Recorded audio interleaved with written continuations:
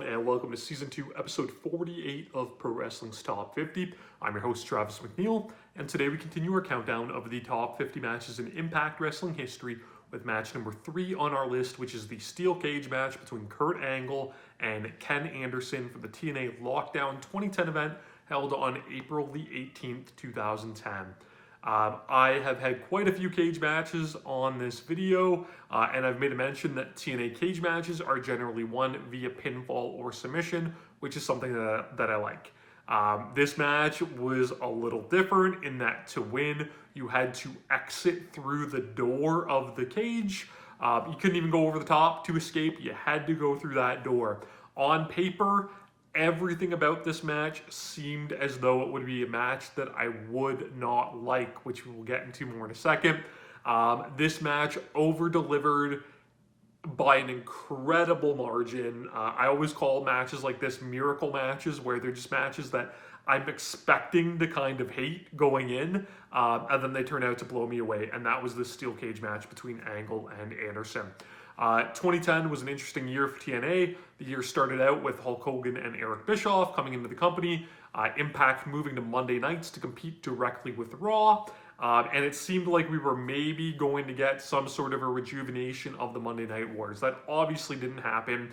TNA, they weren't able to compete whatsoever with WWE, and there were just immediate mistakes that were made. A lot of talent being brought in that I don't think fans, I'll speak for myself on this, were incredibly interested about. We had the Nasty Boys, we had Val Venus, and I'll say this, that Ken Anderson was one of those talents that, in the Indies, before he got signed by WWE, I was a fan of him in the Wisconsin and the Midwest Indies. He was a participant in the 2002 Ted Petty Invitational, for example.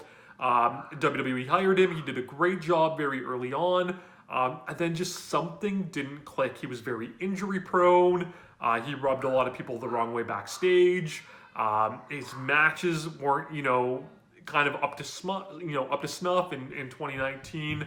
And it led to him, being let go from the company. By the time he was brought into TNA, he was just not a wrestler that I wanted to continue to watch. And on the flip side of that, Kurt Angle was very, very broken down at this point. And I talked about this in his 2010 match that he had with Jeff Hardy, where he really seemed like his career was winding down and that he wasn't going to be able to go much longer. There was a lot of, personal life stuff that he had going on at the same time too. But just he wasn't the Kurt Angle that, we knew and loved. I hate to say it, but a shell of his former self. So coming into Lockdown, they paired these two together. They had a terrible feud. It was centered around Kurt Angle being given a Medal of Honor, this Warrior Medal, by the United States military. Ken Anderson was disrespectful of the military and the Warrior Medal, and that's essentially what this feud was based around. So we go into Lockdown, we have this steel cage match between two guys that I'm not really a fan of at this point. They've had a bad feud around something I'm not very interested in. And then you put this terrible escape through the door gimmick on it, and it seemed like it should have been a disaster. They did a ladder match on Impact leading into this, where Ken Anderson won possession of the key, which was hanging from the rafters. That's actually a pretty good match too. If you've got an extra 10 minutes before you watch this cage match, I recommend checking it out. Angle takes like an absolutely nutty bump to the floor in it. And Anderson won that match by choking Angle out with his own Warrior Medal as he was ascending the ladder that allowed Anderson to become the keeper of the key. So this match starts out, Anderson is an immediate slime ball. He tries to go to the door really early. He gets the key in there. Angle cuts him off. So we have the visual of the key in the lock, but nobody, has been able to unlock it yet. Anderson, he goes to work on Angle. He uses the key very early on in the chain that, holds the key. Slams, Angle's head into the cage a couple times and we get blood. I've talked about it. Angle is a very good bleeder. And he does a very, admirable job in this match with that. Anderson, he's just really, really good in this match at being very, very unlikable. He takes Angle's blood and, wipes it across his body and he taunts him with the key and, you know, everything like this. And he does a really, really good job with it. We get a point where Anderson makes the pivotal mistake where, you know, he has Angle down. He could win the match. But again, these guys, you know, have this heated blood feud, you know, regardless of the circumstances of it, coming to this cage match, that he makes the mistake of, rather than going for the win, he decides to punish Kurt Angle even more, and that leads to him eating the signature Kurt Angle run up the ropes, super belly to belly. Anderson manages to fight his way back in though, and he chokes Kurt Angle out with his wrist tape. You know, a standard old heel maneuver, and this is the callback to the ladder match where he choked him out with the Warrior Medal. Angle does an awesome job selling this. He spits out his mouth guard. You know, he's bleeding profusely while he's getting choked out. He, you know, manages to kind of hulk up and fight his way out of that. Anderson gets him with the Finley roll, which is one of his signatures. And something that I really liked, Anderson kind of instinctively goes for a pin. And I like stuff like that because wrestlers are so used to trying to win matches through traditional means that whenever there's a different stipulation on there, I like that, you know, kind of, you know, you forget that you're in this escape through the cage match, and, you know, you go for the pin. So it's just those little things that I think adds to the overall picture of the match.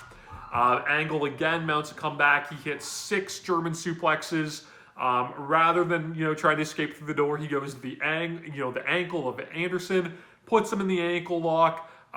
Anderson's able to kick him off into the cage and hits him with the mic check. He's able to get the door open finally, but gets an Angle slam. And this is where this match escalates into something really special. So Kurt Angle, he hits the Angle slam, the door's wide open, he could walk out, but what does he do? He relocks the door. He flips off Ken Anderson and he throws away the key. And I love it because they have this very personal feud, whether I was a fan of it or not, but Kurt Angle is going to get his comeuppance that he so deserves against Ken Anderson. Anderson kind of goes into panic mode at this point. He tries to climb over the top of the cage. Angle hits him with a huge German suplex off the top rope that Anderson takes a nasty bump off. And then we get the move that this match is known for. Kurt Angle in 2010, you know, shell of his former self, he climbs to the very top of the cage and he hits the moonsault. But the camera shot that TNA did on this makes it look that Angle is going to flip completely out of the cage. And I remember my heart pounding when I watched this match live back in 2010. I thought that Kurt Angle was about to kill himself off of this move. Somehow, even though he goes completely crooked going for this moonsault, he hits it back into the cage, and it is an all-time memorable spot. He hits the moonsault. He's about to win the match. Another key is brought in, so I think they say on commentary that somebody found the key and passed it back into the cage to the referee who handed it to Angle. Angle is about to win. Ken Anderson, again, the callback to Angle flipping him off. He flips off Angle with the double bird. That causes Angle to say, all right, we're still doing this thing. But Anderson is able to hit a low blow and hit the mic check. Just when it looks like Anderson is going to squeak out the victory here, he gets the key, he goes, he unlocks the door, and as he's crawling out, Kurt Angle grabs the ankle, pulls him back into the cage with the ankle lock. Anderson is tapping, but of course that, you know, cannot win Angle the match. Anderson manages to kick Angle off into the cage, and as he's about to crawl through the door, again, the callback to the ladder match, Angle grabs the Warrior Medal, throws it around Anderson's neck, and pulls back on it, just choking him out, which again, Anderson does an incredible sell job off of. And as Angle is escaping the cage, he spits on Anderson, kicks him right in the balls. Again, the callback to the low blow earlier, and he's able to walk out. Why is this match so good? It's a number of reasons. You get the visuals, the choking, the moonsault, the finish, everything there. You get that this match completely, overshot any expectations people could have had for it. That miracle match scenario. This is an all-time match for Ken Anderson, and it truly is one of the best matches of Kurt Angle's illustrious career as well, which is really saying something. You have a red-hot crowd, you have blood, and you have one of the most satisfying finishes I have ever seen, where this dirtbag heel gets choked out with the metal that he disrespected, gets spit on just like he spit on the United States military, and he gets kicked in the balls for good measure. It is phenomenal. This match is so unbelievably great. It was incredible at the time.